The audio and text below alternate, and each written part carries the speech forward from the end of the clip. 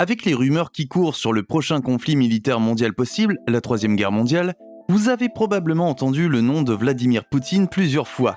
Mais si ce n'est pas le cas, regardez autour de vous. Vous vivez probablement dans une grotte. Mais ne vous inquiétez pas, c'est pourquoi je suis ici avec cette vidéo pour vous faire savoir qui il est et pourquoi tout le monde pense qu'il est probablement l'homme le plus riche du monde.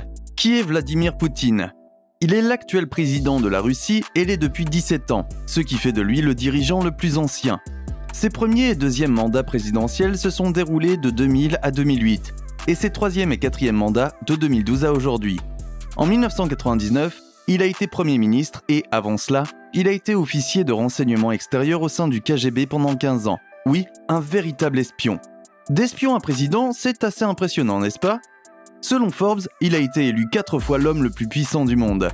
Selon le rapport officiel annuel sur les revenus, le Kremlin affirme qu'il a un revenu annuel de 140 000 $, qu'il possède 2 berlines gaz M21 russes d'époque, un SUV Lada Niva, un appartement de 75 mètres carrés à Saint-Pétersbourg et un appartement de 150 mètres carrés à Moscou. Cela semble très modeste pour le commun des mortels, mais sa rotation de montres de luxe, de yachts, de manoirs valant des millions et des milliards de dollars raconte une toute autre histoire. La fortune de Poutine. Sa valeur nette est entourée de mystères. Certains disent qu'elle est estimée à plus de 40 milliards, d'autres à 70 milliards. Mais le chiffre le plus élevé que j'ai entendu est de 200 milliards de dollars, ce qui fait de lui l'homme le plus riche du monde.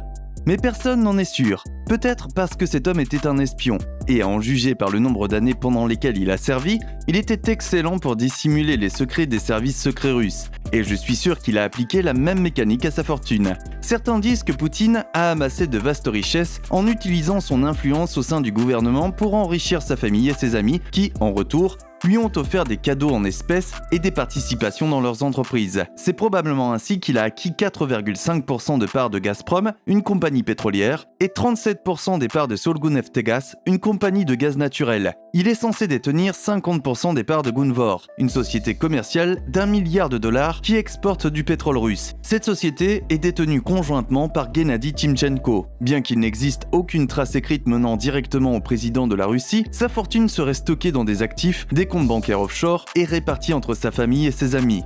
Le palais de la mer Noire.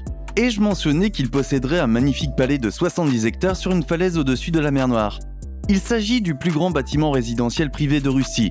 Ce singulier manoir de 1,4 milliard de dollars, surnommé le palais de Poutine, est tout ce dont vous pourriez rêver, avec 3 héliports, une patinoire souterraine de taille NHL, un arboretum, une église orthodoxe, une serre d'une valeur de 4 millions de dollars, oui, cet homme aime vraiment ses plantes, une maison de thé, une station-service, une maison pour le personnel, un garage rempli de voitures exotiques, des tours de communication, des lustres en cristal, une salle de musique avec piano à queue, une salle de sport, un casino de style Vegas, un amphithéâtre, un jardin de sculpture, 11 chambres avec des meubles italiens luxueux et très chers, un spa, une piscine de 10 millions de dollars, un cinéma et une cave à vin.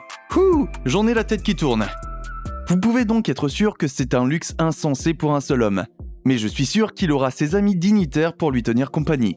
Même si Poutine nie être propriétaire de ce grand palais, il a été photographié à plusieurs reprises en train de profiter des lieux. Résidence présidentielle. En tant que président de la Russie, il a accès à des palais, des appartements et des maisons de vacances appartenant à l'État. Prenons par exemple le lieu de travail officiel de M. Poutine, le Kremlin. Une forteresse d'1 milliard de dollars comprenant plus de 15 bâtiments historiques et 20 tours. Puis, sa résidence présidentielle officielle, une maison de banlieue appartenant à l'État, lourdement gardée, avec des chambres opulentes et des jardins royaux, appelés Novo-Ogariovo, et située à l'extérieur de la ville dans un quartier de magnifiques demeures appelé Reblokva. Contrairement aux autres résidences présidentielles, celle-ci est fermée au public. Ces autres résidences comprenant Yantra à Kaliningrad, un appartement loué par le gouvernement dont personne ne connaît l'emplacement exact à Moscou, le palais Constantin à Saint-Pétersbourg et Botcharov-Rouché à Sotchi. Monsieur Poutine posséderait également 20 résidences différentes à travers le monde, dont une résidence de 930 hectares sur le lac Valdai, dotée d'une piste de bowling, d'un cinéma privé et d'une église présidentielle. Certains de ces palais auraient même des piscines chauffées avec du carrelage en or. La collection de voitures de Poutine. Le président russe a montré son amour pour tout ce qui est luxe, y compris les voitures, en particulier les classiques de l'ère soviétique, comme sa limousine présidentielle, la première du genre, l'Aurus Senat, une Rolls-Royce russe à l'épreuve des bombes et des balles, d'une valeur de 300 000 $, dotée d'équipements spéciaux pour le modèle présidentiel, tel qu'un système de vidéosurveillance avec écran interne permettant à Poutine de voir ce qui se passe à l'extérieur, des équipements de communication avancés, une sortie de secours à l'arrière et, oh oui, la voiture est également résistante aux attaques au gaz chimique et aux tirs de sniper. Cet homme est définitivement paranoïaque quant à sa sécurité, mais pourquoi ne le serait-il pas? Être parmi les hommes les plus puissants est un moyen sûr de se faire des ennemis. Quoi qu'il en soit, d'autres classiques ont leur place dans la collection de Poutine, notamment une Zaz 968 à 10 000 $, une Gaz 21 Volga à 12 000 $, une Lada Niva 4x4 à 15 000 $, une Mercedes, une voiture de course de Formule 1 et bien d'autres encore, rangées dans les garages de ces luxueuses maisons. Avions, hélicoptères et yachts. Cet homme sait comment voyager avec style.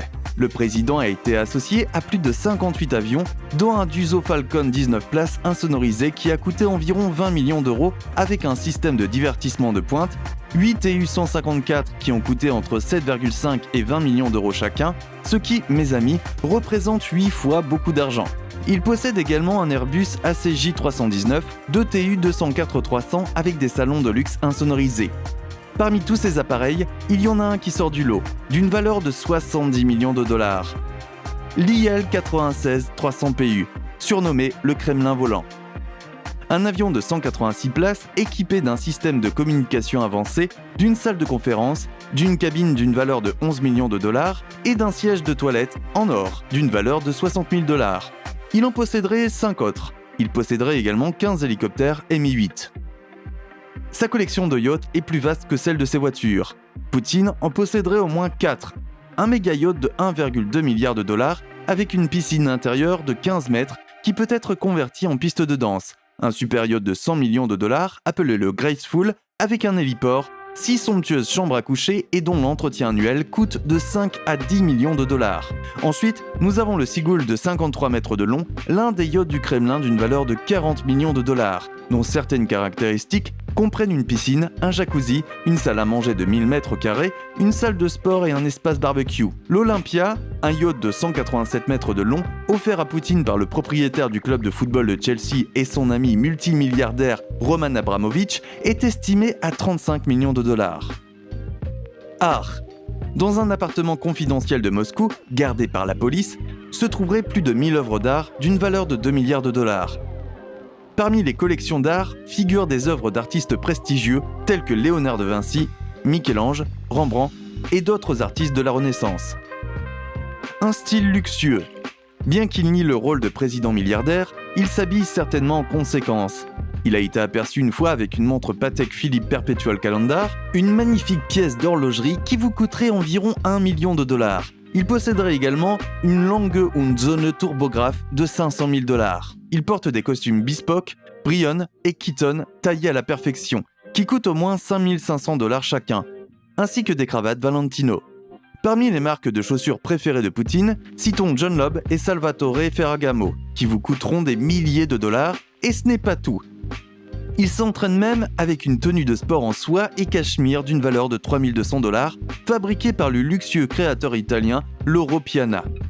Toute cette splendeur pour un salaire annuel de 140 000 $, c'est très suspect si vous voulez mon avis. Poutine continue de nier l'existence de cette fortune. Selon lui, je suis l'homme le plus riche. Pas seulement en Europe, mais dans le monde entier. Je collectionne les émotions. Je suis riche du fait que le peuple russe m'a confié à 2 reprises la direction d'une grande nation comme la Russie. Je crois que c'est ma plus grande richesse.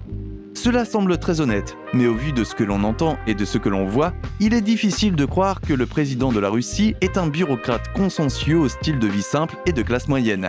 Il possède des vêtements de marque, des yachts de luxe, des hélicoptères, des avions, de magnifiques palais. Même ses sièges de toilette sont en or, et ce n'est que la partie émergée de cet iceberg de richesse. Poutine pourrait bien être l'homme le plus riche du monde après tout. Qu'en pensez-vous? Partagez vos réflexions dans les commentaires ci-dessous et, comme d'habitude, n'oubliez pas de liker et de vous abonner si vous avez apprécié cette vidéo.